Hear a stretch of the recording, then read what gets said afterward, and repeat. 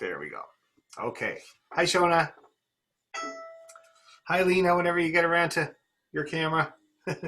Okay, so to get rid of bounce on your down bow, and I don't know if you've ever noticed, but oh, there's Lily. We got a couple of new people tonight too, or at least one new person. Hi, Lena. How you doing?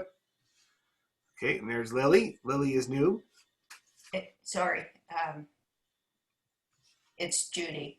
Oh, Judy. Yeah, Lily's my last name. Lily's your last name. My God, jeez, shows you how much I pay attention. How you doing, Judy? I'm well, thanks. It's good. There, You oh, get there there we you are. go. Okay. Excellent. Nice to see you. And this is everybody. Everybody, this is Judy. Okay, so I was just talking about down bows and how they tend to bounce. The bow tends to bounce on a down bow. And it's something that everybody here kind of agreed that they've noticed that can be a problem. And I was just saying that it's kind of interesting that it only does it on a down bow. There's not really very much bounce that happens on an up bow, but on the down bow, it's really very prominent. And so, first of all, I'm going to explain the mechanics of why the bow bounces when you do a down bow, and then I'll show you how to get rid of it. So the reason the bow bounces on the down bow is that as you move the bow down, you look at the shape of the bow and it looks like a leaf spring from a car. You see that? It's kind of curved like this and it creates this spring, all right, with the hair.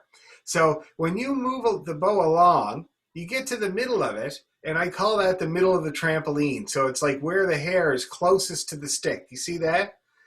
Okay, and then as you move the bow along, anytime after that middle of the bow, it wants to now bounce like this. See that? And it's really hard to get it not to do that. So what you do is, as you move the bow down, you hit the middle where it bottoms out, and your finger here stays with the bow and follows it down there, follows it into the hole. And then it just basically gradually lets the bow out of the hole like that with a little bit of this kind of motion. See that? And that's how you get rid of the bounce. Now, if you bring that weight in too soon, the bow bounces. If you bring it in too late, the bow bounces. So it's kind of tough to judge the timing, and it depends on your own playing. The faster you move it, the quicker you got to bring it in. The slower you move it, the later you got to bring it in. And so you just got to play around with it. Start with a slow bow. That's the easiest to control, and then we'll speed it up and get rid of that bounce and make it sound steady. Alrighty? So that's how you get rid of bounce. Anybody else want to play us some open strings so we can talk about it? Anyone? I'll Anyone? do it. I'll do it, Dan. Yay! Let's do it.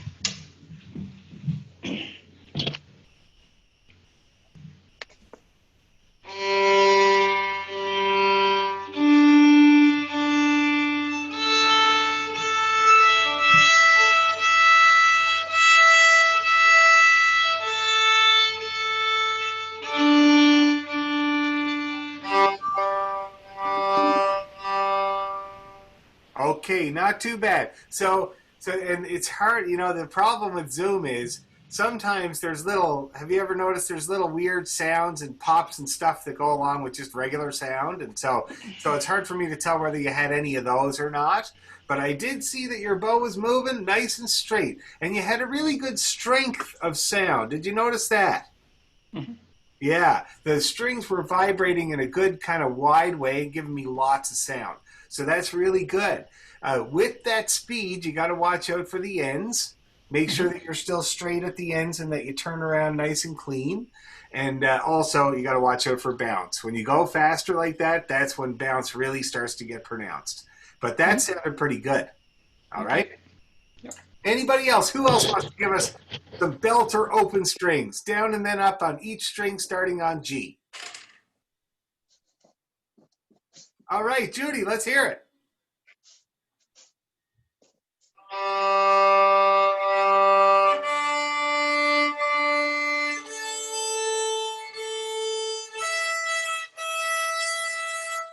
Okay, now you're moving the bow nicely there. It's definitely straight. But let's use more of it. Now, when I use the bow, first of all, I might have mentioned already that the speed of your bow is your volume knob. Okay? Here's a slow bow. Here's a fast bow. You hear the difference in volume there? Yeah. So what you want when I'm using the bow, I always try to shoot past the end of it and use way more than enough bow for everything. All right?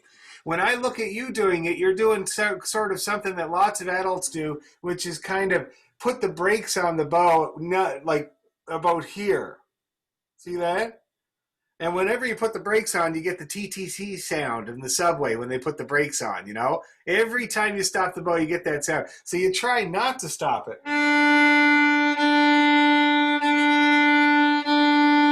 See that? And shoot right past the end of your bow. Why don't you try it again and see if you can get that going, right from one end to the other.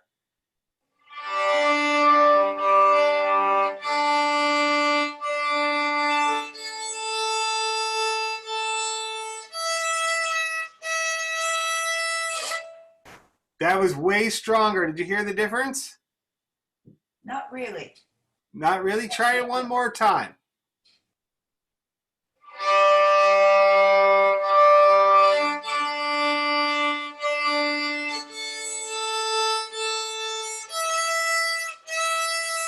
Okay. Now, for the G and the D and the A, that was nice and strong. Okay. For the E, you had a bit of choky going on. And that's just caused because it seems like you were trying to approach the E string the same as the A string.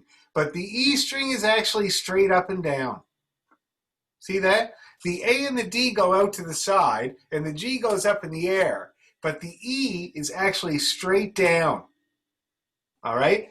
So that'll give you a little bit better approach to the E so that you don't put too much weight on it. The choky sound there was just because there was too much weight into the string. It was choking it off. See what I mean? Okay, thank you. Okay? Yeah, good. So we'll keep practicing that. When you're practicing it, you're moving the bow nice and straight, but you just want to get right from one end to the other of it. Okay? Okay. Anybody else before we move on? Anybody want to try some nice open strings? I'll give it a whirl. Excellent. Let's hear it.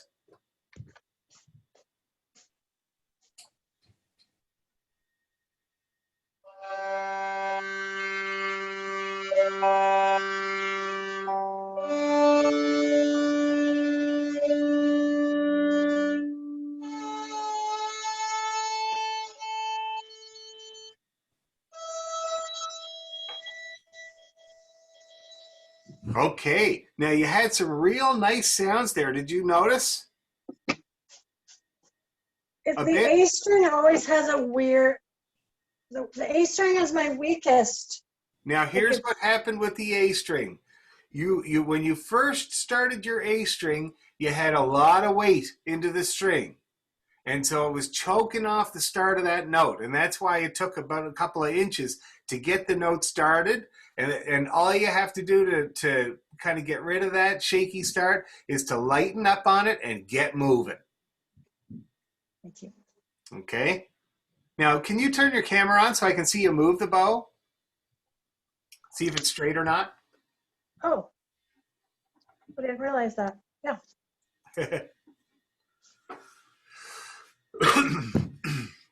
Yeah, give her one more go there.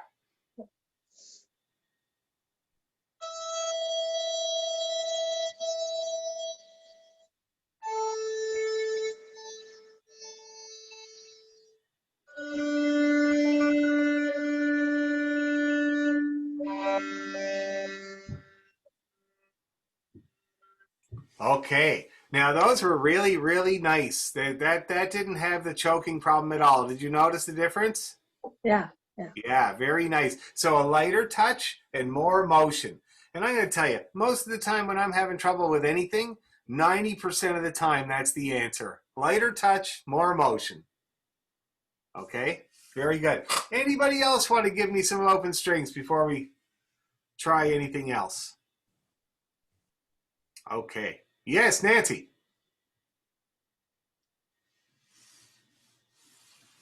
Sure. Let's hear it. Let's hear it.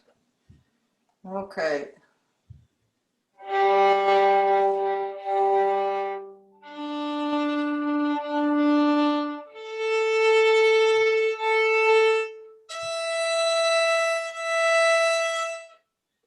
Okay, pretty good. Now, did you have a little bit of skitter on the D and the Yeah. A?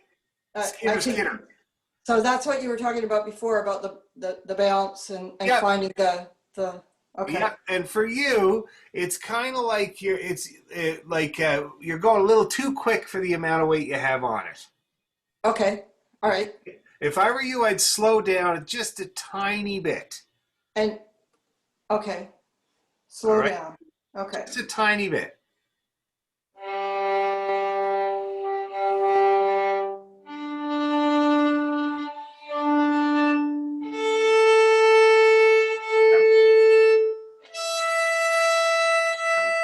Okay, so you had good luck on the A and the E there. See what I mean? And I it's do. good that you had that because then you could compare the two. See what I mean? Sure.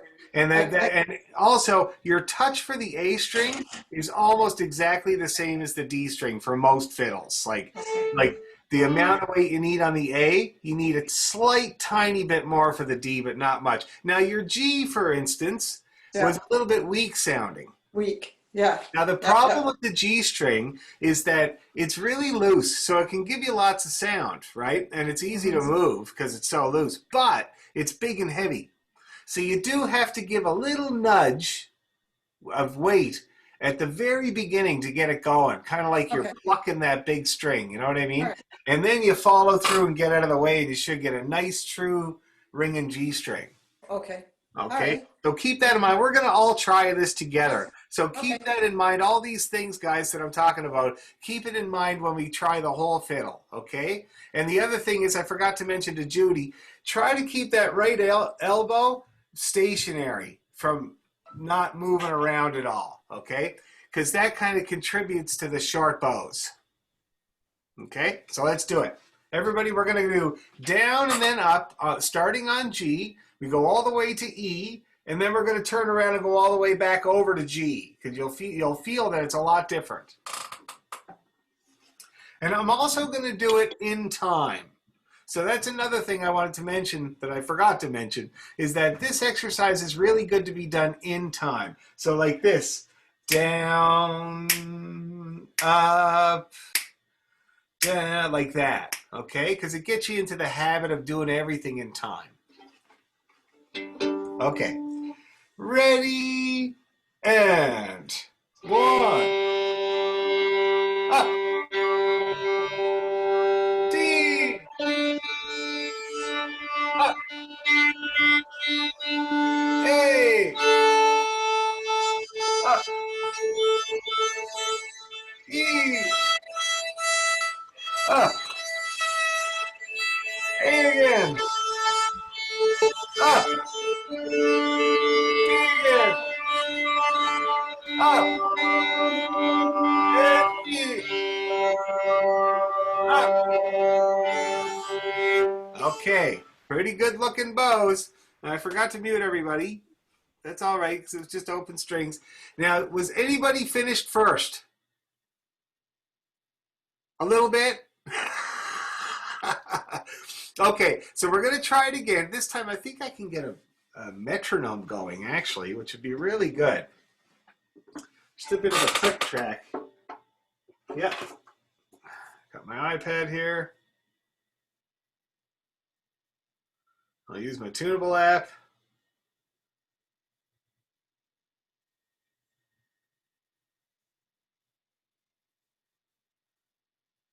Okay. I'll get a little click going because you can't hear my foot because I'm in the basement. So I'm banging my foot against the cement floor. You can't hear it at all. Okay, so let's see here. Metronome. A little bit slower than that. That should do it. Now, for anybody there that practices usually with a metronome, this exercise we're going to do at about 60 or 65. This is 65 right now, okay? Beats per minute. So if you wanted to practice that at home, that would be a good tempo for you to do it at. Can everybody hear that okay? Kinda? It'll have to do. Okay. 1, 2, 3, G. Up. D. Up. A. Up. E. Up. A. Up. D. Up. G. Up. Okay, that looked a lot better that time. For sure. Now, is everybody getting along okay? Getting a decent sound there with that? Yeah, okay. Did we do last week, did I talk about any other little bowing tricks that you can use to get more familiar with the bow, like doing the little circles in front of your nose or anything like that? No? I did? Oh, good. Okay, so let's try a bit of that now. We're going to try kind of the same thing, except we're going to do the stopping in the middle. We're going to go down, up, up, down. Okay, and I get this metronome going again here. Okay, and that was 65. Is that a good tempo for everybody, or is it a bit fast? It was faster than our first attempt. Is it okay? Okay, we'll stick with 65. Okay, so we're going to go down, up, up. It looks like this.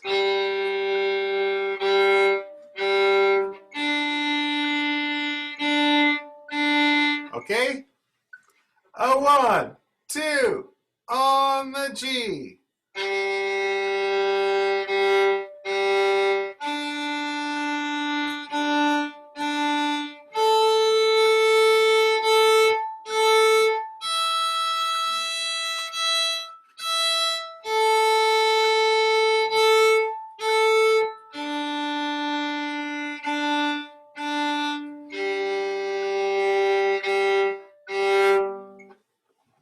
Alrighty. Now that looked really good. Anybody want to play it for me so that I know it's really good? All right, Joanne, let's hear it.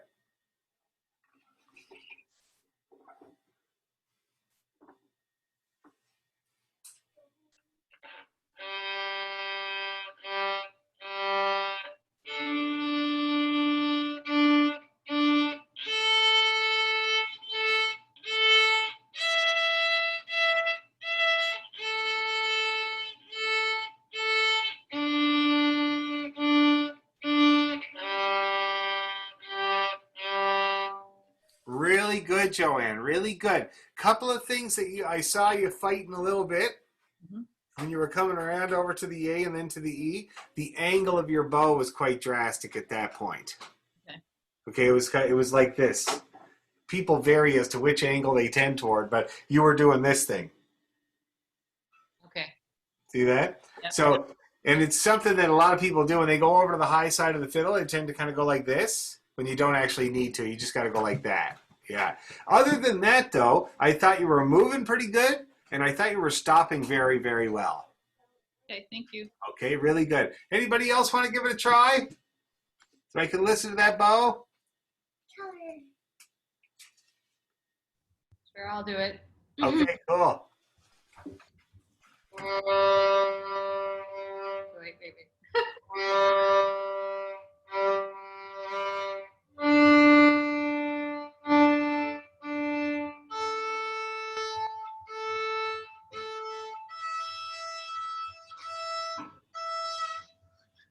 Really good, Shona. Really good. A big improvement. Now, on the E, you know what was going on there. Yeah.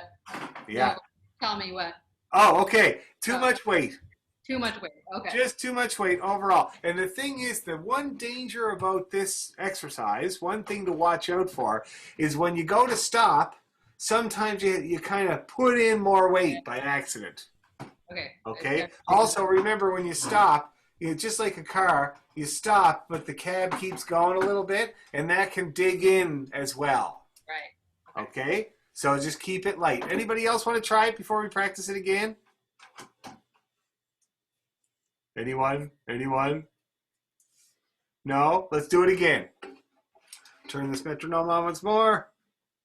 Oh, it's dead. Okay, we're going to have to do it the old-fashioned way. Okay, here we go. Starting on the G string. 1, 2, 3, and.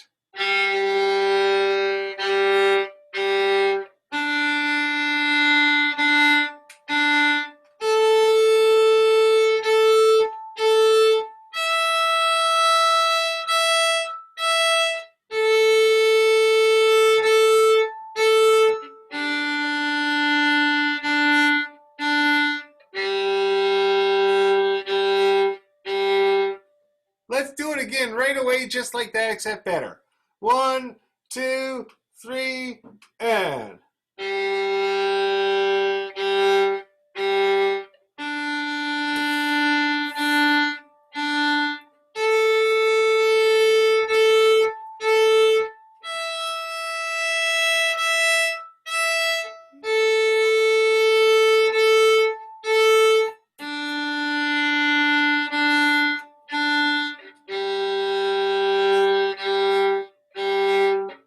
All right. Okay, now is there any questions or problems with the stopping of the bow? I'm watching the bows. It looks so good. Everybody's stopping in the middle. Nobody needs the stickers on their bow. That's very, very encouraging. And it looks like it's really working really good. Is anybody doing it but still having the horrible TTC brakes sound when they stop or when they start? Anybody having that, or is everybody kind of getting there? Yeah? That's great. Okay, keep working at it. Your touch is everything, as you know. Now, let's try some of those little circles in front of the nose, the little landings there. Okay? So we're going to try 4 on each string. And go. Okay? And we'll do exactly the same as we just did, except like that.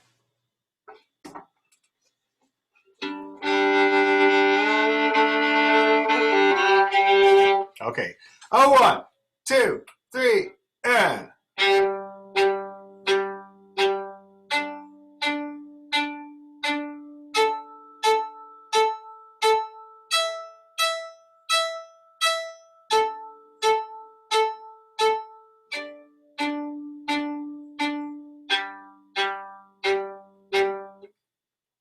Okay, not too bad. Let's try it again just for the practice.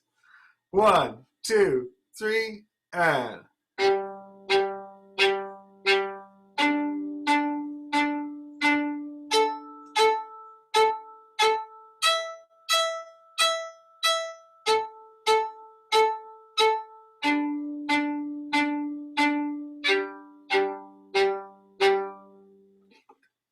Okay, that looks great. Here's what I like. Everybody looks like they're using a combo of the hand and a little tiny bit of the arm.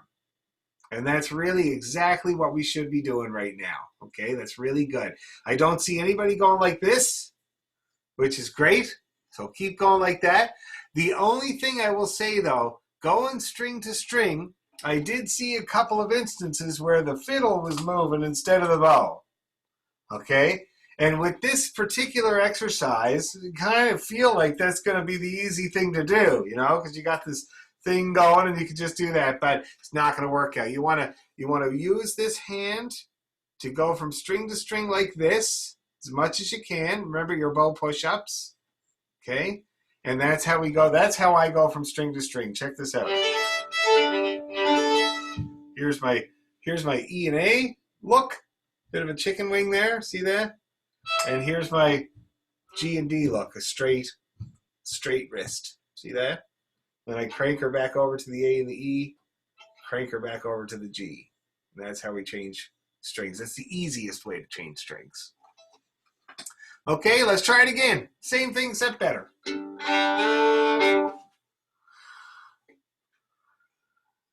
1, 2, 3, and.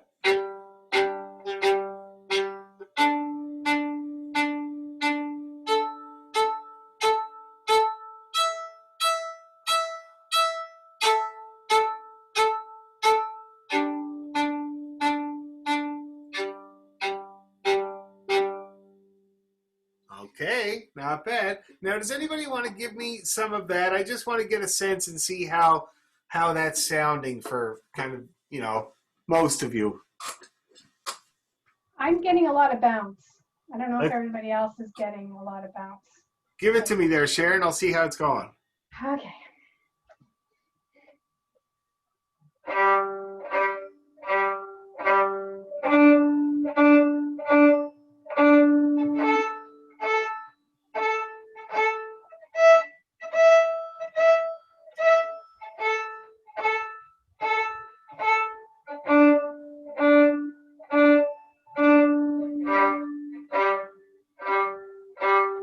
Okay, first of all, that's pretty good.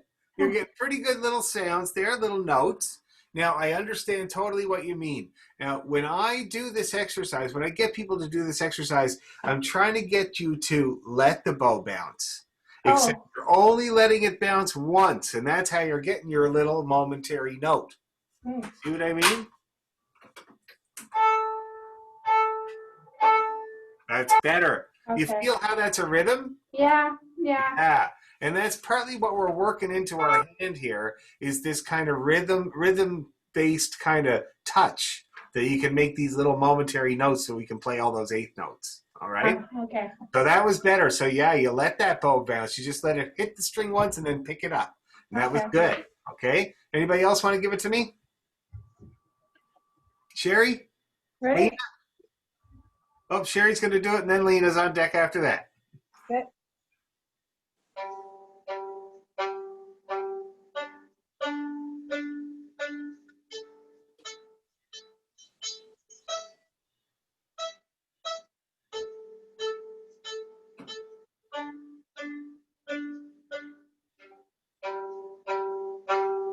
Okay, Sherry. Now, that's pretty good. First of all, what I like is you're not touching other strings. You got a really nice, precise sort of approach to the strings, which is good. Can you dig in more? Can you give me a little bit more of each one so that you actually get some action happening there? All right? You got the good approach. You got the good aim. Let's drop those bombs a little deeper. Okay? Try it once more.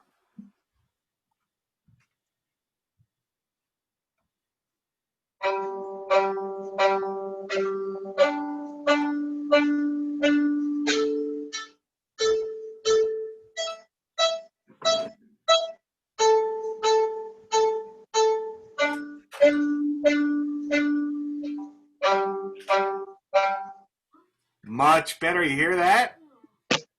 Much stronger. Nice and strong. That's good. Don't be afraid of it. Try a fiddle player's hammer on that thing, man. I was a drummer for 10 years, Okay, who else wants to try it for me? Lena. All right. I do have one question. Is Yeah. there a certain spot on the bow where it should be kind of hitting? Is it closer to the hand? Closer You make a very good point, and I was going to mention to Sherry. Sherry's doing it right down at the bottom. Okay? Now, I like people to practice it all over the bow because we kind of have to do it all over the bow. And Sharon did it up near the top. Okay? Very different approach. Sharon probably noticed that she had to kind of give plenty of this here when you do it up near the top. Sherry was actually a little bit of afraid of how much weight was there. So her first attempt was really gingerly kind of doing it because of that. See what I mean? So it really differs as to where you want to do it.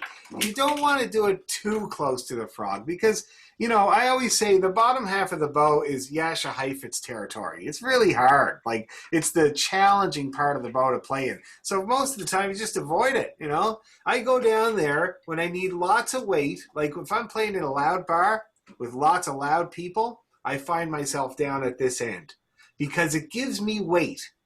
All right? And then I can just kind of add lots of motion. I can get lots of volume. But I'll tell you, when I'm in those situations in a loud bar or a loud session and I'm trying to put the volume out, it's not my ideal. I play down here and I know how to use it, but I'd rather be here, nice and easy, don't have to do a lot of and still belt the volume out. So basically, try it in a few places in the bow. Try it about here.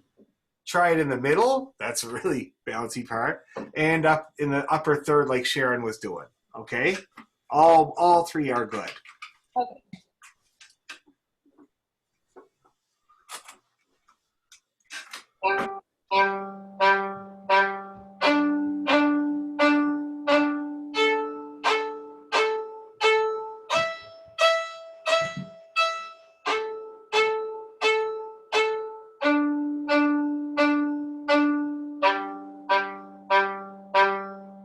Very good. Did you hear that? Kind of like crunchy still, though. I mean, Here and there, yes. but But when you weren't crunching, you were making really nice, ringy notes. And it's a fine line. So you were just kind of sometimes going over the line, okay? But I liked where you were in the line because sometimes it was really, really good. See what I mean? And it is a fine line. One little step of too much weight and it's Crunch City. Okay? Yeah, that line there, my little girl Sylvia, her sense of humor, she says to me, Daddy, I'm always over the line. And she is. Anyway, so that's actually, you're riding you got a good touch to go in there, and let the crunch come at this point because the crunch shows you when you're putting in too much. So then you can tell how much exactly you need. And if you're playing Keep Breton music, you want a little bit of that in there. They call it the dirt. You need a bit of that in there. sounds good. Okay? Thanks. No problem. Very good. Anybody else want to try it before we move on? I can try it. Okay, Bill, let's hear it. Okay.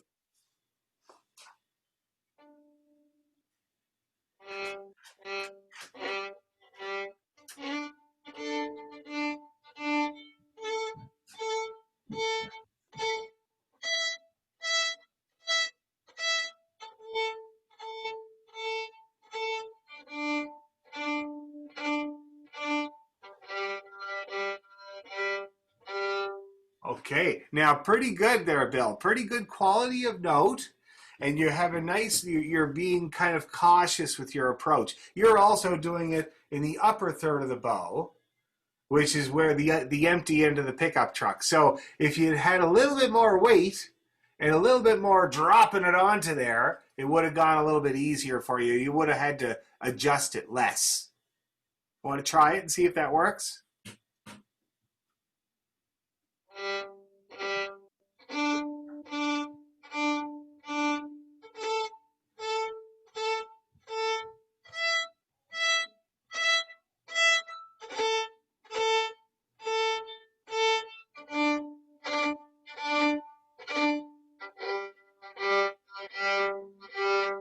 Okay, so the upper part of the fiddle, the A and the E string, were pretty good there. Did you hear how that had a good strength of note?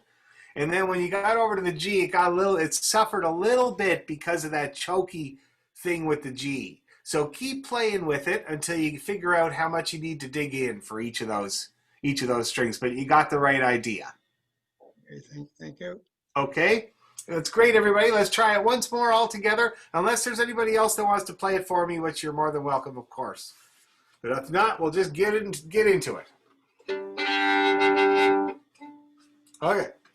And remember, we're just dropping that bow down out of the strings, just firing it down there. 1, 2, 3, and.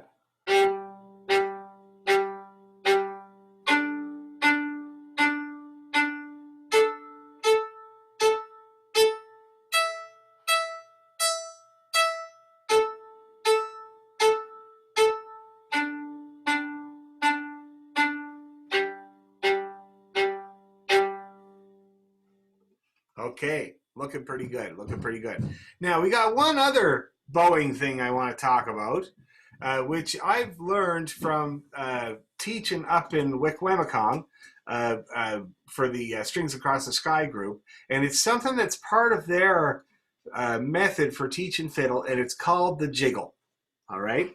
And it's really popular. This whole approach it's like a tremolo. It's a tremolo you do with your bow.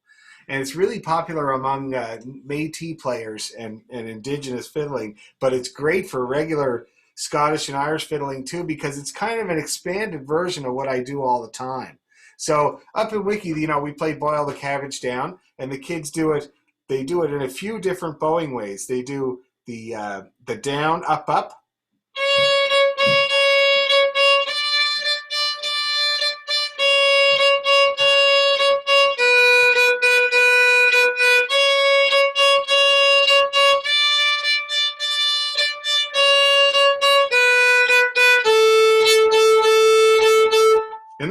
the chicken, kind of like what we were doing there, except a little bit more complicated.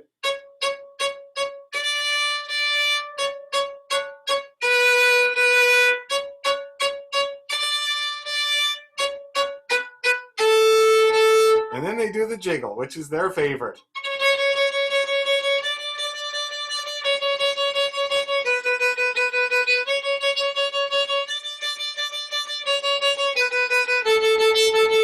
And you can see that that is a very valuable skill for playing jigs and reels. Really good. The reason they love it so much, apparently there's a tradition of doing that. And there was a guy called Coleman Trudeau. He was a great fiddle player. He was an Ojibwe guy. And he was from Wiki. And he used to do waltzes like that. So he'd be playing Rosebud of Allenvale.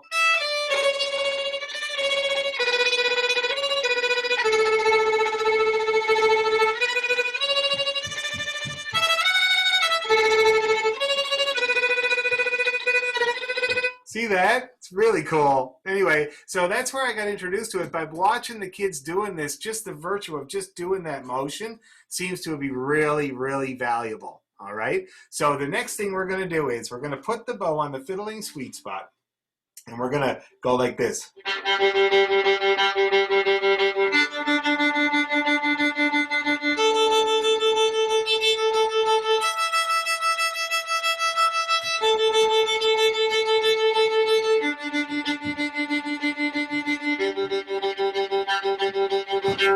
See that? And you notice how I'm just trying to use just a little jiggle of my wrist to do that. A nice kind of feather bowing. That's what J. Scott Skinner used to call it, feather bowing.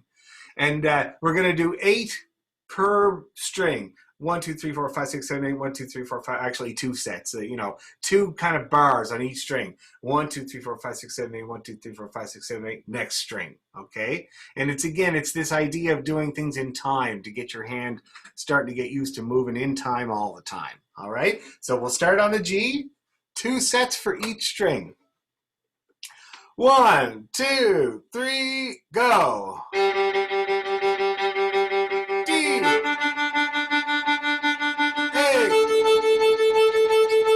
E. A. D. G. All right, now, how did that go? Is it painless enough for the most part? Now, things you might find, depending on where you're doing it in the bow, I do suggest you do it in the upper third, the fiddling sweet spot. So the upper third of the bow for now is the easiest place to do it. I saw some people getting near the frog, which is, you can still do it, but it's harder. That's all. It's just more challenging. The middle is also going to be a challenge. We will want to be able to do it everywhere on the fiddle, but for now we're going to choose the easy part. All right. Now that being said, with the easy part, you do have to give a little bit of weight there to keep that bow into the strings the whole time. All right. So let's do it again with all that in mind. Bow up on the fiddling sweet spot. Okay. And we're going to start with the down bow. 1, 2, 3, go. D.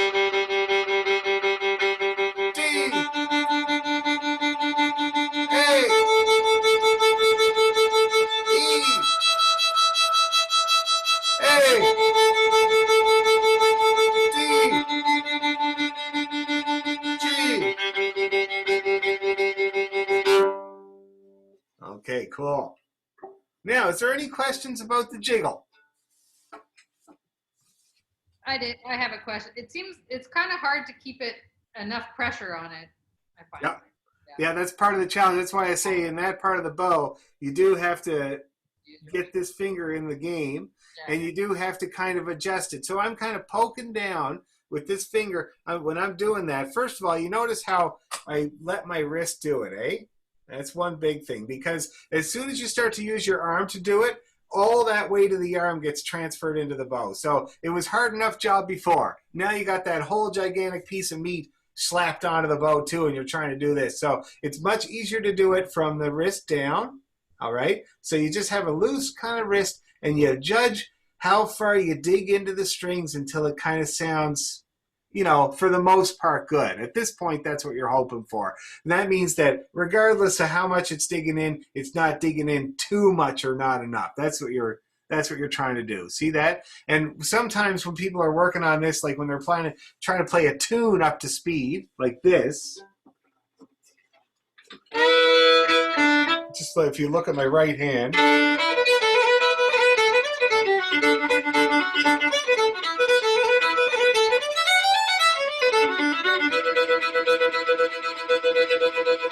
see that? All those nice little notes there, just with the little shove and push of my hand, right? And when you're doing that, you're going along, you have two dangers. You're either digging in too much, see that, or not enough.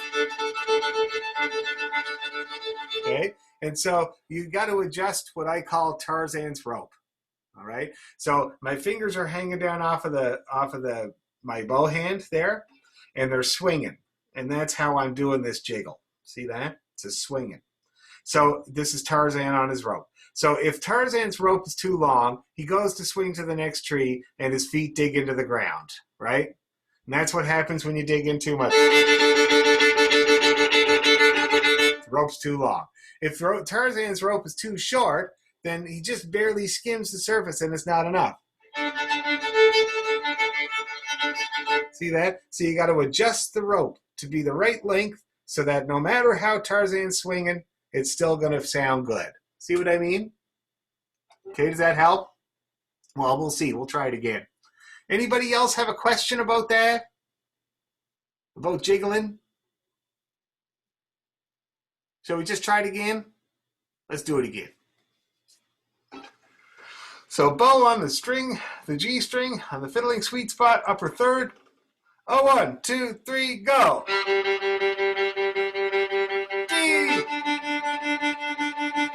A. E. A. D. G. Do it again. G. D. A. E. A. D. G.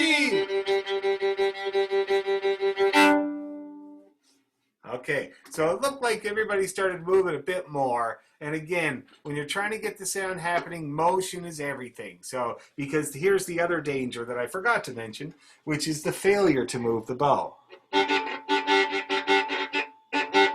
It's not moving. It's just kind of hanging around. It's not really getting some surface. Okay, so more bow is always the answer when you're trying to get this going. All right. Now, does anybody want to play me a bit of their jiggle so I can hear how it's sounding? Anyone? Anyone? Share it again. Let's hear it, share. All right. I find this difficult. Yeah. All right. Okay.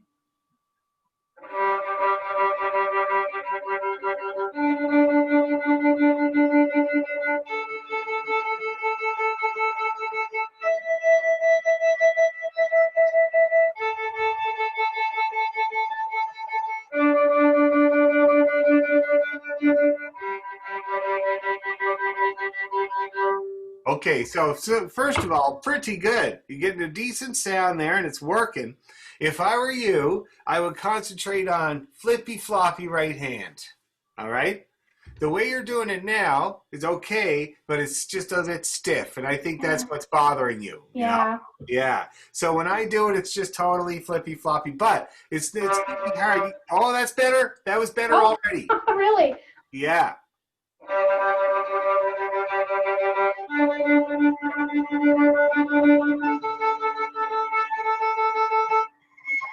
Okay, no, that's good. So Okay. what I noticed there was that you have lots of flexibility, which is great, and you're able to move that much quicker.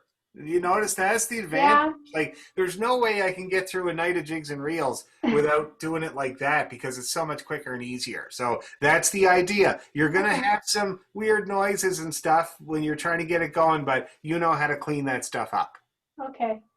All I'll right. practice Anybody that. else want to try their jiggle? Nancy, you look ready.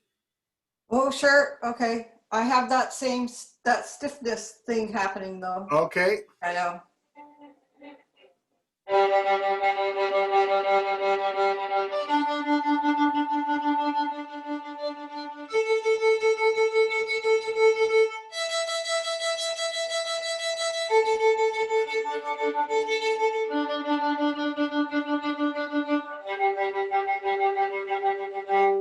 Okay, so the stiffness, you got a little bit of stiffness, but just like I said to Sharon, you got to be Yeah. like a rag doll and exaggerate it at this point. And it might sound a little worse than your nice open strings that you were working on, but that's okay because we're going to clean it up. You know, Okay. it's just this technique that we're trying to get on the go. It's hard.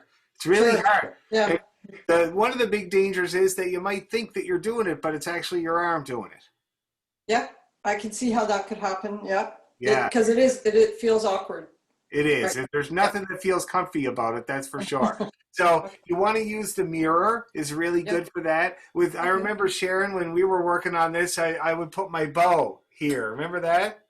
I would always use my bow. I'd sit here like this, and the person would be there, and I just kind of put the bow over to where they're. I think Elaine might have got some bow pokey treatment too, and you just kind of get the bow close to there. And I was always amazed that all I have to do is put the bow there, and people's wrist just melts. Like it can move, you know.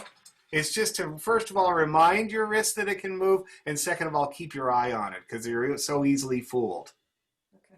All right. The other thing I was going to say, though, is it'll really help you as well with that kind of uncertainty to do it in time. So 1 and 2 and 3 and 4 and 1 and 2 and 3 and, instead of kind of random because that Right. just adds to the problem. I agree. Yeah. I hear you. Okay. Yeah. Okay. Cool. Thanks. Anybody else? Anybody want to give that? Shona's already doing it. You want to try it, Shona?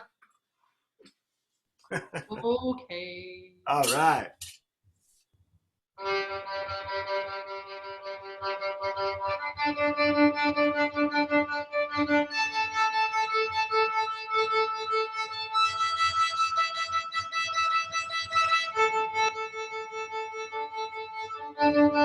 This one.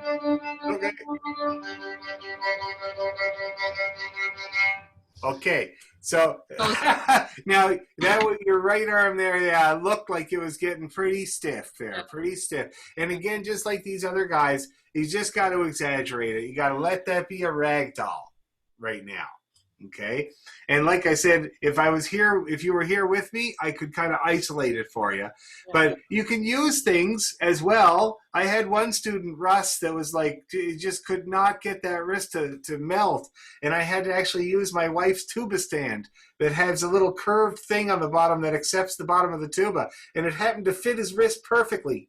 So I just put that there, you know, anything to get this happening instead of this. Okay. Yeah, that looks better. And always, all of you guys, always remember doing a bit of this here helps inform the wrist of the moving that it has to do. To keep the bow straight, the wrist has to move and cock. See that? And that's exactly what we're doing here. It's exactly the same thing. Okay? Let's do it one more time. And then we'll move on to putting the fingers down.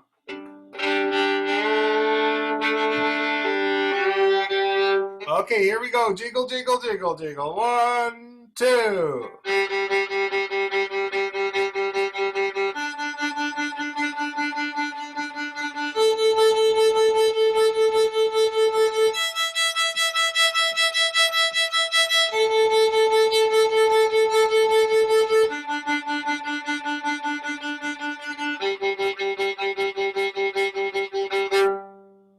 Okay, anyway, that's something to practice. And you can when we start doing our scales and stuff like that, you can do it on your scales. Anything, really. Anything just to get that idea happening. But that's the jiggle. So add it to your bowing practice repertoire. All right. Now, last week, how far did we get with putting our fingers down? What did we actually, can somebody remind me? We talked about the first position with the fingers and getting 1 octave scales. Oh, good. Did we try any? I don't recall whether we actually did any. Okay. So Yeah, we'll try some tonight. We'll try the 1 octave scales that we have on the fiddle. And I explained how we have 3 1 octave scales that we can do on the fiddle, right? yeah, G, yeah. B, and A. Okay. Right. Very good. So, oh yeah, we did. We tried the A one. Okay. Yeah, we tried the A one. And that's kind of the easier one. Was that, Lena? I believe we did do all 3, but right kind of at the end. So At the end. Okay, so let's try to focus on that now. So we remember about how to put the fingers, how to put the hand up. Is there anybody that's taped up their fiddle? Good. You have it too, Shona. You have tape on there. Anybody else needed to tape up their fiddle? Oh, you're muted, Sherry.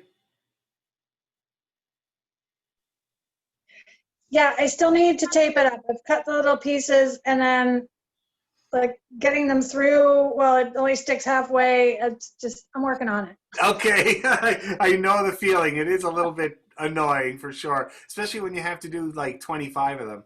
But anyway, so just keep working on that, but we'll just kind of work on it as if you had them there for now, okay? But if anybody's having trouble with the taping, don't hesitate to get in touch because I can help you get the taping done, okay? So let's try now. We'll put the fiddle up there. We're going to try our A major scale. All right. Now, I like to take my time with these scales. I like to play the notes for a good long time, give you a chance to tune to each one. All right. Here we go. Starting on the A major. 1, 2, 3, go. 1, 2, 3, E, 1, 2, 3, 2, 1, E, A3, 2,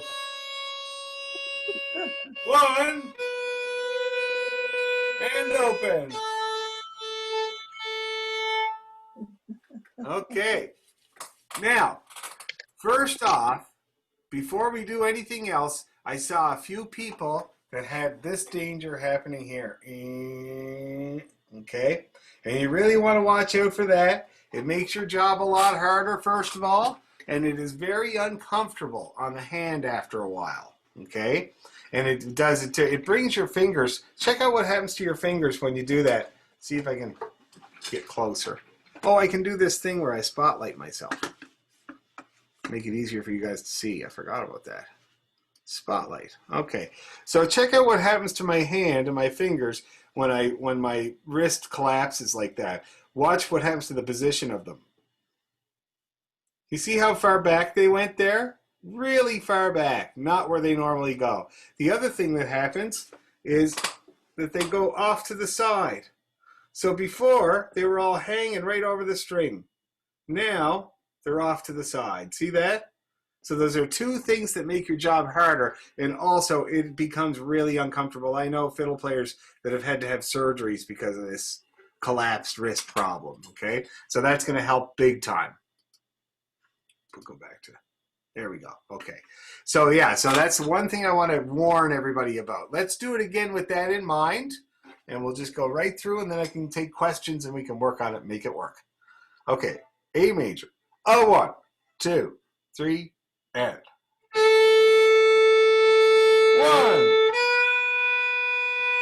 2, 3, E, 1, 2, 3, 2, 1, E, D3, 2, 1, and A. Okay, better? How are we getting along? Does anybody have any questions? Does anybody can't play along with me or can't get to the end of the scale for any reason? No, we're all good? Wonderful. Let's do the D. Starting on the D string, D major. 1, 2, and go. 1, 2, 3, 8, 1, 2, 3, 2, 1, A, D3, 2,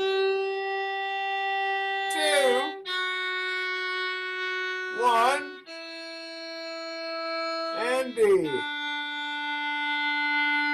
Now that looked like it was a little bit more successful. For some reason, everybody looked a little more sure of themselves, in my opinion. Let's do it again, all right? Same except better. 1, 2, here we go. 1, 2, 3, 8, 1,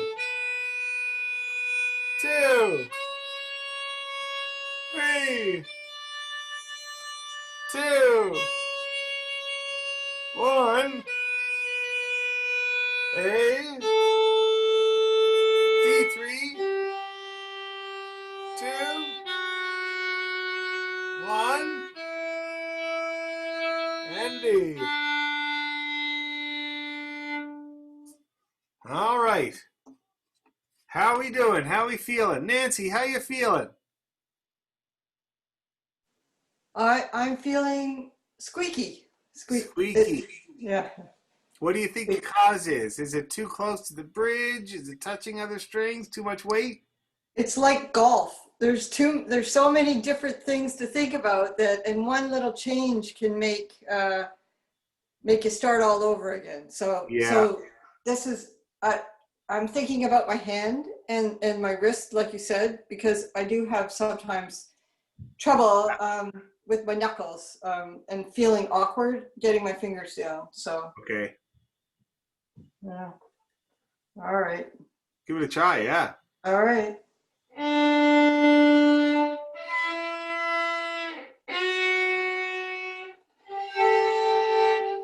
Sorry. Oh.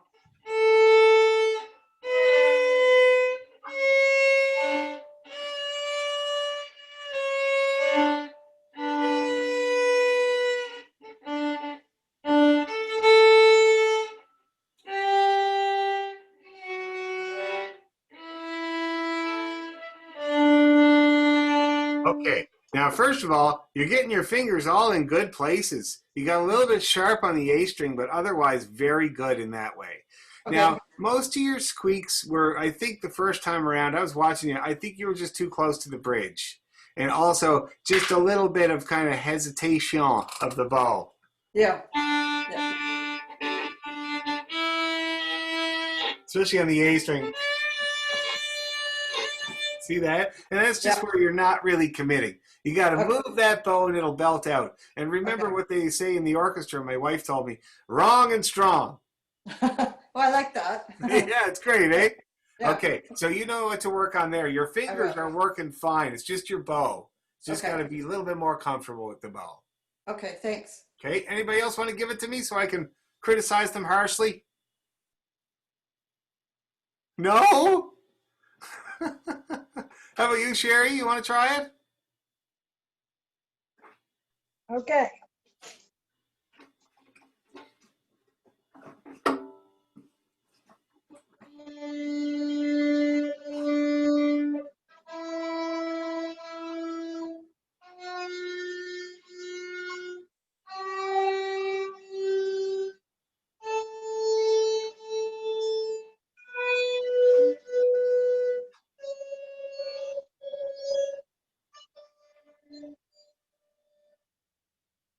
Now that's not too bad at all, Sherry. Not too bad at all. The space between 1 and 2 for you could be a little bit bigger.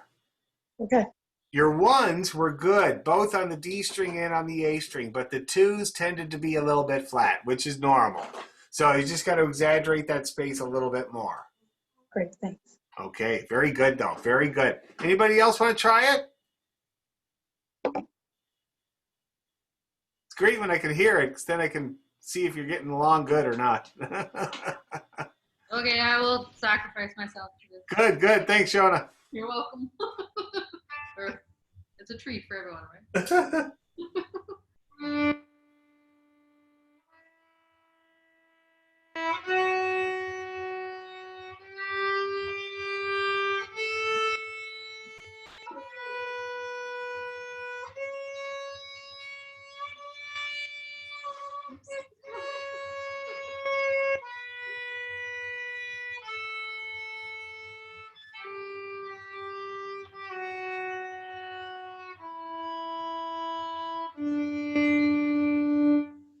Not too bad, not too bad at all. Now, you could have used a little bit more finger pressure for Yeah. some of those notes. Because remember, I think I mentioned that if you're not quite up in tune, sometimes just pressing harder on the note will bring you right in.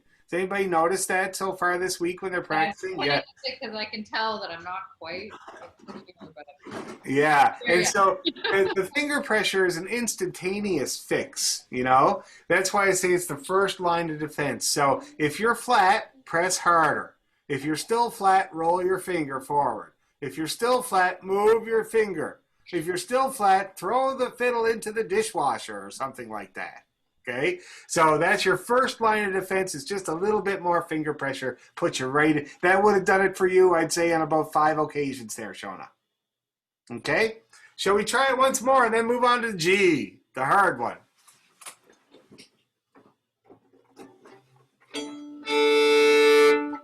One more D. A 1, 2, here we go.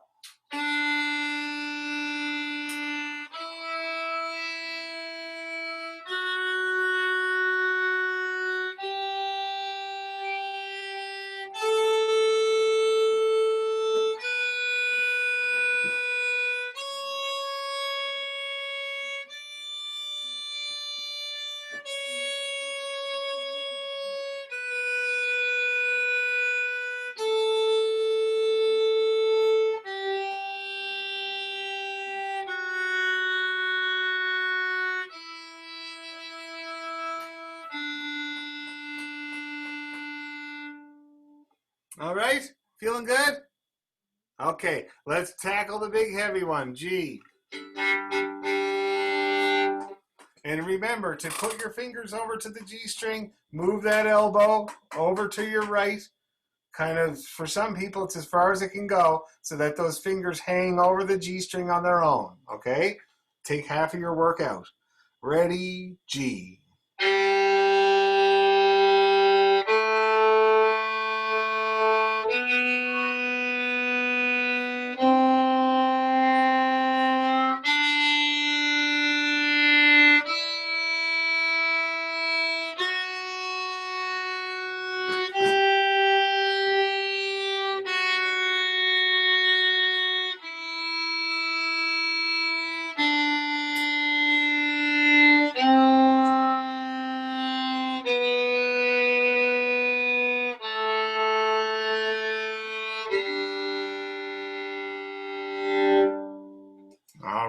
All right. That was G. Now, who wants to play G for me to see how that's going?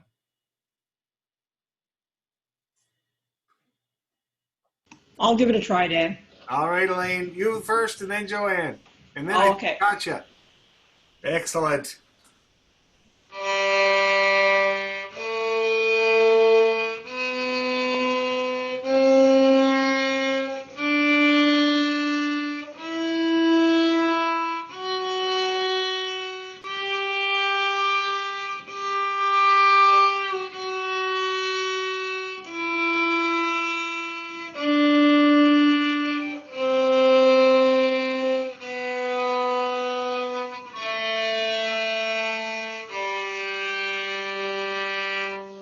Okay, now that was pretty good. You're getting a great, nice quality of sound there. Really good. Did you notice? You must have noticed that you were sharp on the way up because you fixed yourself on the way down. Yeah. Yeah. And Elaine, that's something that happens to lots of people, and Elaine's been battling it, doing good at it too, which is the hand coming up. Up she comes, up she comes.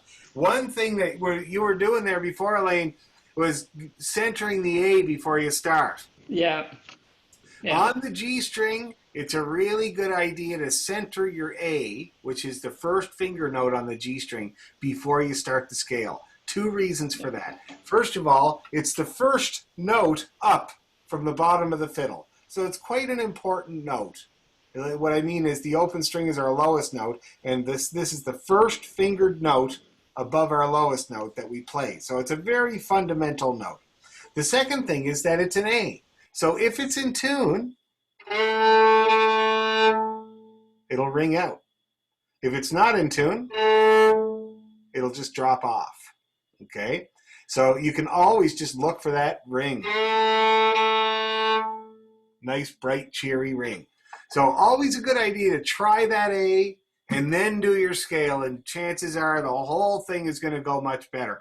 And I remember when I was young, my dad and my brother had us doing that, checking our first note before we start playing, making sure we're in tune, until we were on the stage, and then we were constantly doing it. And after a while, he was like, "Would you stop doing these little notes? Like we're like he's trying to tell a story, and me and Marty are going." On the stage. So anyway, it gets a little annoying. But at this stage, very good idea. Okay? How about now, who's next? It was Joanne. Okay.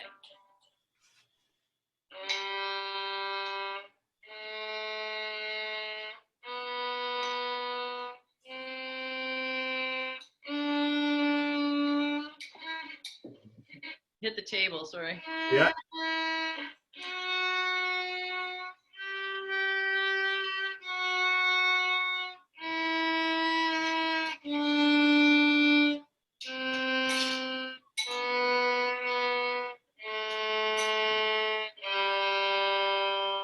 Okay, so that was good. So finger pressure would have fixed you on a number of those notes, meaning that your finger was in the right place, just had to press a little harder. Okay. Okay, when you hit your D string and you hit that table, did you hear how much the brakes flattened your D string? Yeah.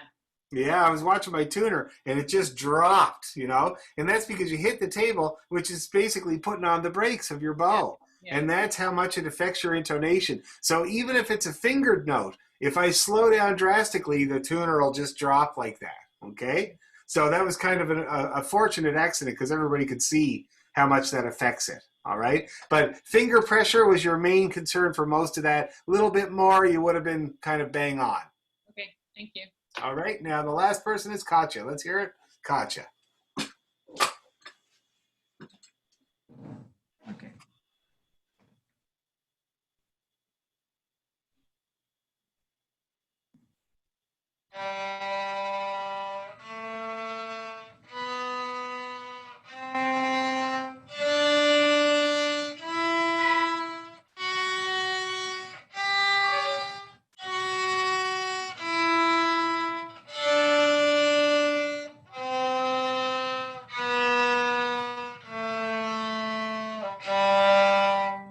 All right, really good tuning on that A. You did get it in tune in the end. That's good.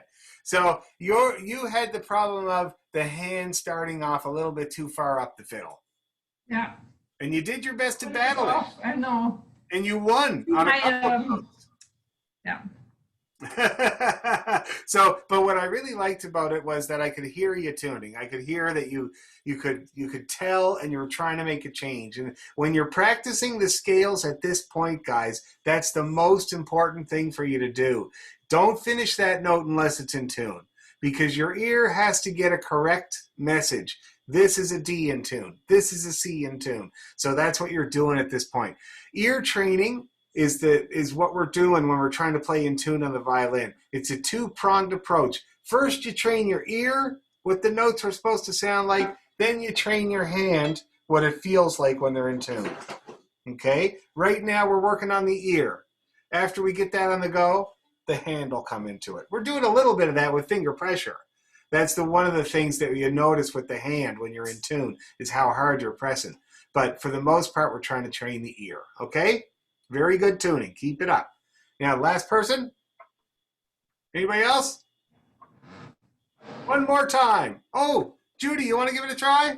Let's hear it. Oh, you got to unmute. Oh, no.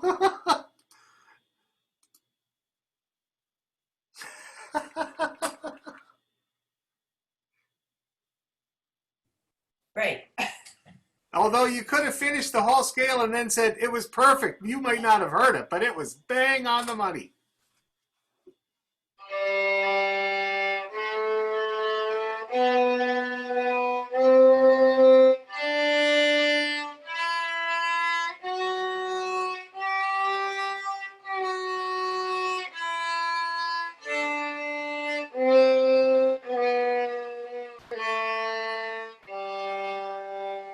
Okay, Judy, now that was really, really good. The third finger notes were on both strings were bang on almost in tune. Your second finger and first finger, though, were a little sharp.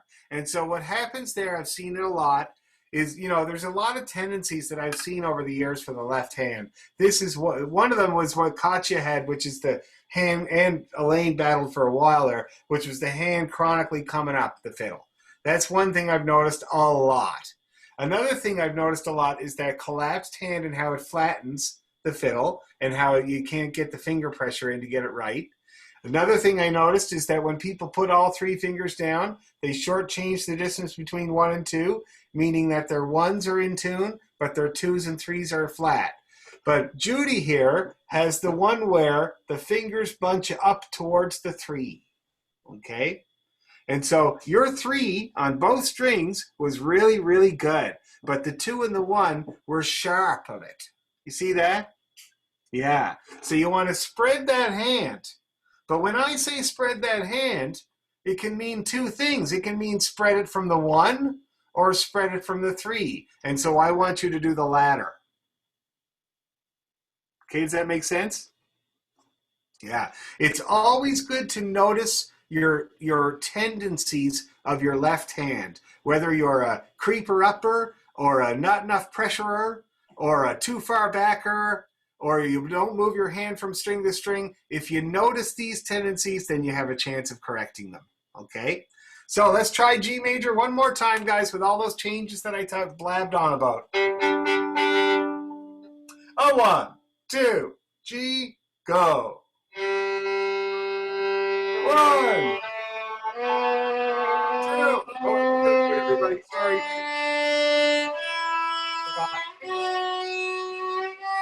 Very good. Okay, let's try it. A 1, 2, on the G. 1, 2, 3, D, 2, 3, 2, 1, D, G3, 2, 1, and G. All right.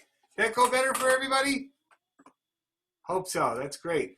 Now, I think last week I mentioned that today we were going to do the 2-octave G major scale. So that's the G major scale that goes all the way up to E2. Did I talk about that? Oh, no? Well, I'm going to talk about it now. And it's good because the first tune that we're going to try to learn next week is the Swallowtail Jig. All right? There's a couple of people that might have played it, but those people are just going to get it a lot better. And then everybody else will have been learning it for the first time. And it was really, this scale is really important for the Swallowtail Jig because the Swallowtail Jig is in E minor, which is the relative minor of G major. So practicing the G major scale on all 4 strings gives us all the notes we need for the swallowtail jig. Do you see what I mean? Yeah. Now let me show you what a G major scale in 2 octaves looks like. Right now, what we just finished there was a G major scale in 1 octave, all right? But we can go up to the next G that's available on the fiddle. There are 3 Gs in the first position on the fiddle: the G string, the D3, and the E2. See that? 3 Gs that we can get without having to go up into what my friend Kim called the dusty end of the fingerboard. Okay, so we're going to practice going all 2 octaves. It looks like this.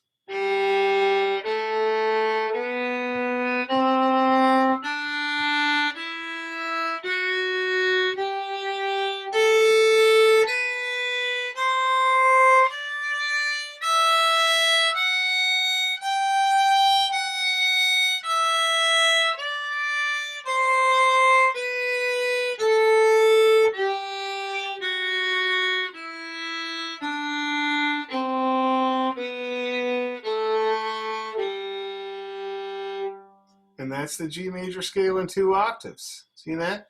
Now, the change we have to make to the finger pattern to get the upper octave of G is, instead of this spacing, we got to haul the second finger back to the low, what they call the low position, all right?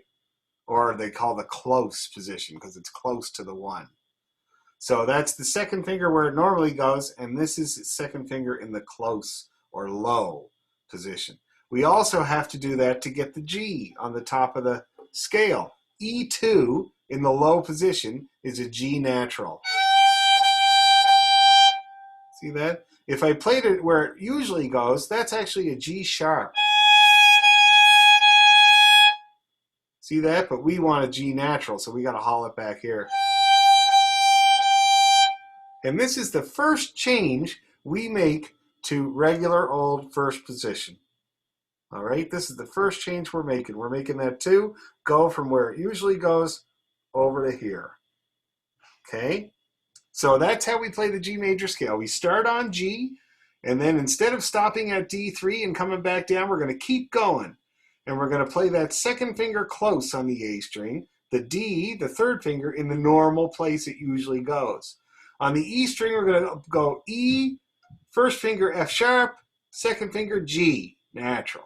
That's the top of the scale. And then we're going to take them off.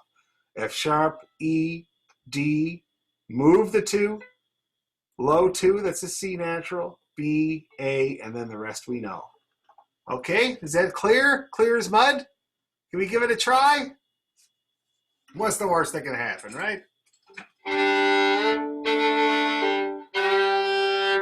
Okay, G major in 2 octaves. Don't stop for any reason. Ready? G. 1, 2, 3, D.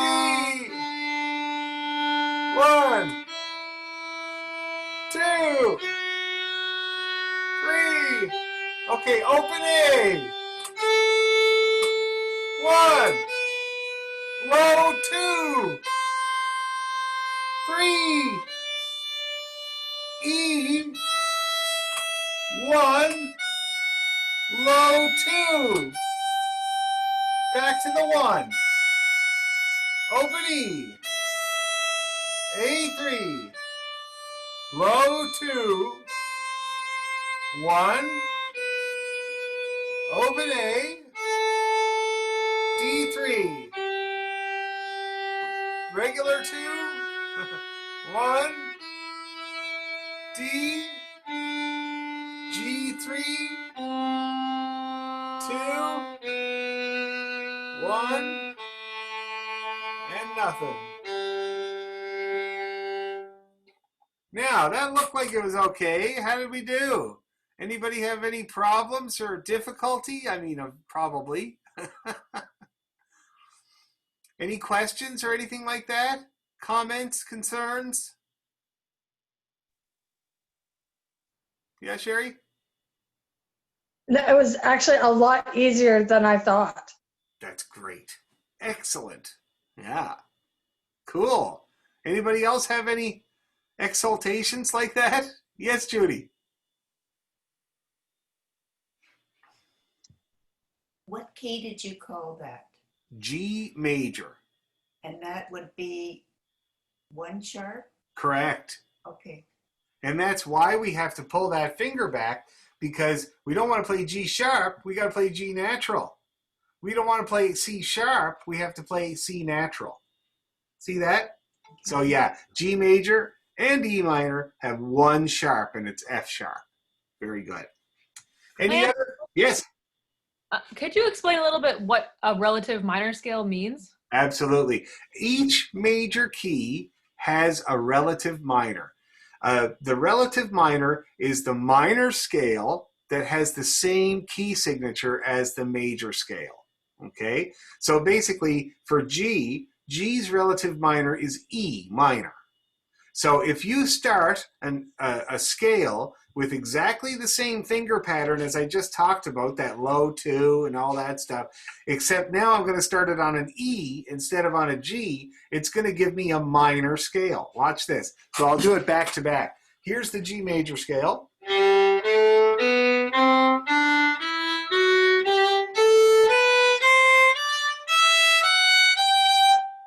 Now, I'm going to start that scale, but this time with the same finger positions, I'm going to start it on E.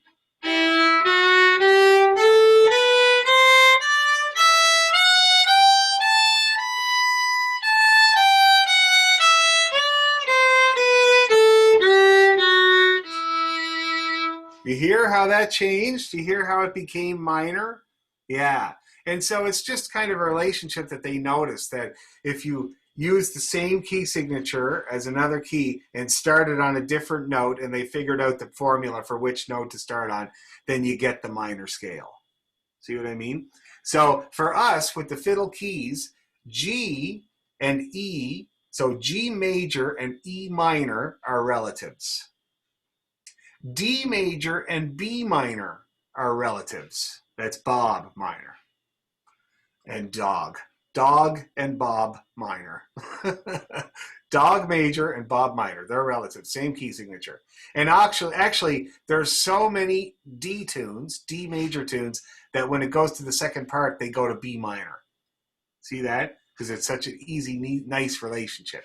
And then C major has the relative of A minor, and that's a key that we use a lot in Scottish and Irish music, quite a lot. And that's no sharps or flats. Okay? And so that's a start. I mean, we don't need to know all of them, because with fiddle music, you know, you're only dealing with those few keys and their minors. You don't get kind of really hairy with the keys.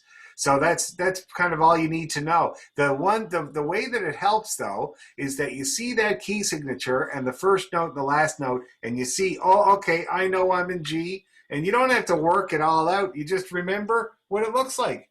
Close 2, regular, regular. And then you're good to go. Even if you play a wrong note, it's probably going to sound right in the key. See what I mean? So that's all I do. I look at that, I figure out what key we're in, and then I just know the shape of my hand. And that's how it helps. Okay, does that answer your question? Any questions about that? How keys are related and how that works? Any more questions about that?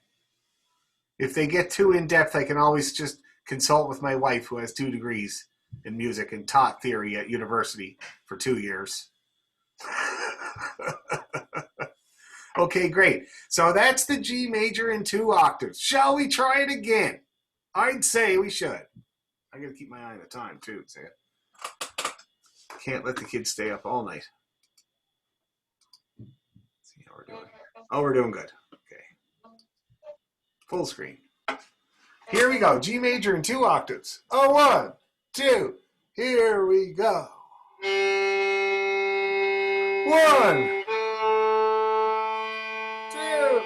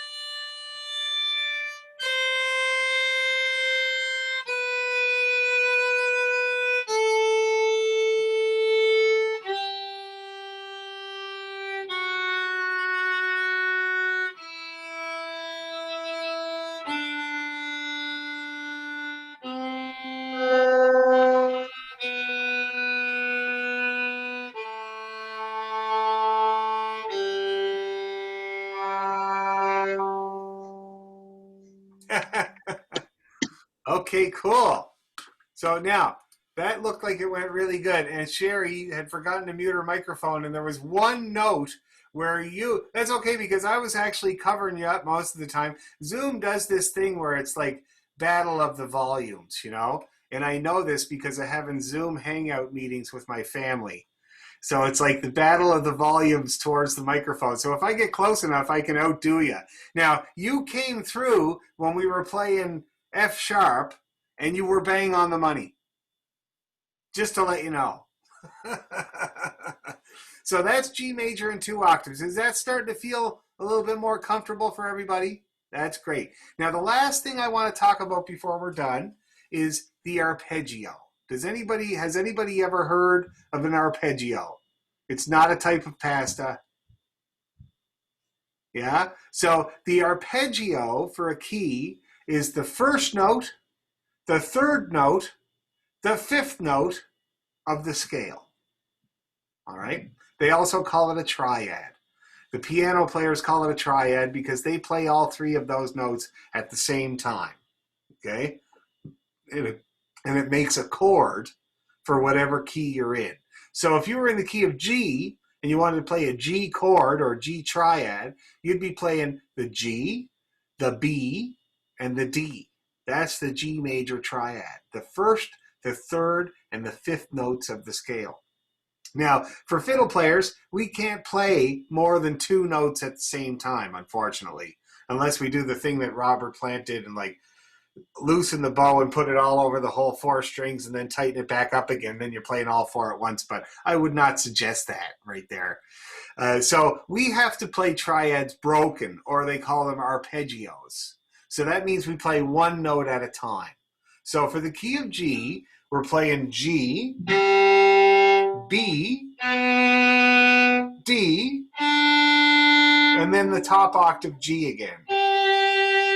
And then I continue it. I play the next B, the next D, and the top G. And then we come back down. D, B, G, D, B, and then the G. And that's a G major arpeggio. Now, the reason I stress practicing arpeggios so much in scales for this music is tunes are made of scales and arpeggios. All right? The one that comes to mind right away is Tobin's Favorite, a great Irish jig. The opening phrase of it is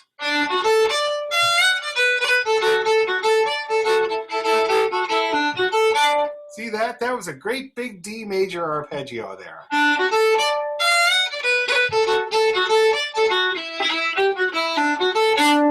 Okay, so if you get your arpeggios in the keys of G, D, and A, you have half of Irish and Scottish music right there because the tunes are either arpeggiating or scaling. Okay, so that's why it's so good to practice arpeggios. Now, I'll review once more. G, B, D, and then the next octave G again. That's what we're playing. For the fiddle, you're talking about open G, G2 for the B, open D, D3 for the G, the next octave, A1 for the B, A3 for the D, and E2 in the closed position for the top octave G. See, that's how you play the G major arpeggio. And then we come back down, A3, A1, D3, open D, G2, and open G. Now, there's one thing I noticed about arpeggios when I was teaching them over and over for the Suzuki kids, is that they have a finger pattern. So, and this one is no different. 1 octave is always going to use the 2 and the 4, or the open, the even number fingers. And the other octave is going to use the 1 and the 3, or the odd number fingers, the odd half of your hand. And this key is no different. The bottom octave is open 2, open. The middle octave is 3, 1, 3. And then you got the top G, which would be 2. And then whatever. See that? 2 and 4. So open 2, open, 3, 1, 3. and then 2, whatever, whatever. You see how that works, that little finger pattern there? They're all the same way. A major is the opposite. 1, 3, 1. Open, 2, open. 3, 1, 3. See how that works? So they all work that way. So sometimes when you're guessing, you just stick to that pattern. Either do the odd number fingers or the even number fingers. So let's try once more, guys, the G major arpeggio, starting with open G. Okay, and I'll call out the numbers as we go. Open G, ready, go. G2. Open D. 3. A1. 3. E2. A3. A1. D3. Open D. G2. Open G. All right, let's do it again right away. Open G. G2. D. 3. A1. 3. E2. A3. A1. D3. Open D. G2. And open G. Now that looked like it went way better that time. So is everybody understanding how to practice that now? Is everybody able to do that at home and get better at that scale and then arpeggio? And I do suggest that you play first the scale, because the scale is a lot easier to tune than the arpeggio, you know? With the scale, you just have to judge all the time one finger after another, which is a lot easier than judging the gap between open and 2 or the gap between open and 3 or whatever. So if you play the scale, you're probably going to do a pretty good job after a couple of goes. And then when you try to do your arpeggio, you're going to have a better chance of it because you've just finished practicing the notes involved. See what I mean? So always do it like that. Scale, scale, scale, arpeggio, arpeggio, arpeggio. Try to get good at both of them, a little bit more natural feeling, and it's going to serve you very well. And then next week, we'll do another one. We'll do A major. It's even harder, if you can imagine that. And we'll also start looking at the tune there, the Swallowtail Jig. Well, I'll play it, and I'll see if I can record it and send it to everybody in the meantime, so you can just get familiar with it. Start to get it ringing around in your ear. All right? Now, in the last few minutes, questions, queries, concerns, comments. I have a question, Dan. Yes. Did you send out last week's recording? Because I didn't get it, so I'm just wondering if everybody else got it, or... Now, I did send it, but somebody came back and said that there was, like, nothing there. Oh. So I have to look. I'm going to check and see, but luckily enough, I recorded it in 2 ways. I also recorded it onto my computer. So if the Zoom recording is screwed up, I can send out the regular recording. Okay. Because I don't think I got the email at all, so I don't know. Oh, really? Yeah. Okay, well, I'll check into it. I'm a terrible secretary, that's for sure. Okay.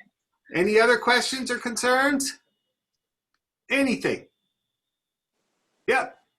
I wouldn't mind, if I could just get the pattern again for the arpeggio in G, the G, G3, Nope. B, no, G, sorry. that's okay. I'm glad you asked. So open G, Yep, G2, 2, sorry, yep, open D, open B. Yeah, open dog. And then D3, that's a G. which is the G, yeah. And then A1, which is a B. And then A3, which is a D. Yep. And then E2 close is the G natural. And G. And then the same thing on the way down. On the way back. Yeah. Okay. Thank Okay. you. Yeah. Any other Thanks. questions? Anything at all? I'm open. I love questions. Yeah, my question is, the reason I have trouble every Tuesday night is, like, I don't have any like, once you bring it in, I can do your thing and then I can get on it. But I can't get on it to start with. I don't have the code or whatever. Oh, okay. Well, yeah. So a bunch of people added. I added a bunch of people there near the end of this month, and so now that everybody's kind of solidified, I'm going to do a new list. So you'll get an email like this week with the link, the same link we use every week. It's It's going always to be the same every week. Yeah, 'cause I always never the same got it. Yeah. Okay, so I'll make sure you have it there, Bill, and everybody else who just joined as well. I'll make sure you too, Judy. I'll make sure everybody has that, and you just use the same one every time. Now, Sharon's asking, how does the payment work? Oh yeah, so we do it's monthly, and so now we're at the head of October. So anybody that hasn't paid yet can just pay me the $80. But whoever paid me $80 in September, because we only had 2 lessons in September, can just give me $40 for October. Okay, so whoever did that, that's fine. And then whoever's just paying for October, it's $80, and an email money transfer or a PayPal is fine with me. Okay, thanks. All right, any other questions at all? I do have a question. Yeah. So I'm working with my shoulder rest and I'm trying everything under the sun, and like it's killing my collarbone. Is it Yeah. just because mine sticks out more than most, or what? I see that. No, you do. Like, and you're not the first person that's had that problem. My clavicle sticks out a little bit too, as you can see. And so I'm going to tell you, I'm never going to go back from my Everest shoulder rest. You see that thing? Okay. Yeah. So this particular brand is called the Everest, and there's a couple of reasons I really like it. Like, I also have a Kun, regular Kun, that fits in my fiddle case, so I use that for when I'm out doing gigs, which I don't seem to ever do now or forevermore, maybe. But anyway, but for regular day-to-day playing, I use the Everest. It's bigger and beefier than the Kun. Doesn't collapse. That's why it's a pain. It won't fit in my case. But the cushy on it is really thick. Way thicker. Way thicker than the Kun. Look at that. That's the first thing. Okay? But again, I like to point this out all the time. I know a lot of classical violinists that put a cloth over their shoulder. And my dad had this rig for a while because he reacted to the ebony on the fiddle. You know, it irritated his skin. And he had this dandy little thing that went over the chin rest and went right down over the whole end of the fiddle there to keep that from digging in and rubbing. So you might consider, can I see your shoulder rest? You know what? That's your problem. It's really small. And it's not very cushy. Get yourself something good and substantial. Thank you. It's going to help a lot. I bet you the Everest will do it for you. Great. Yeah. Okay, are we good?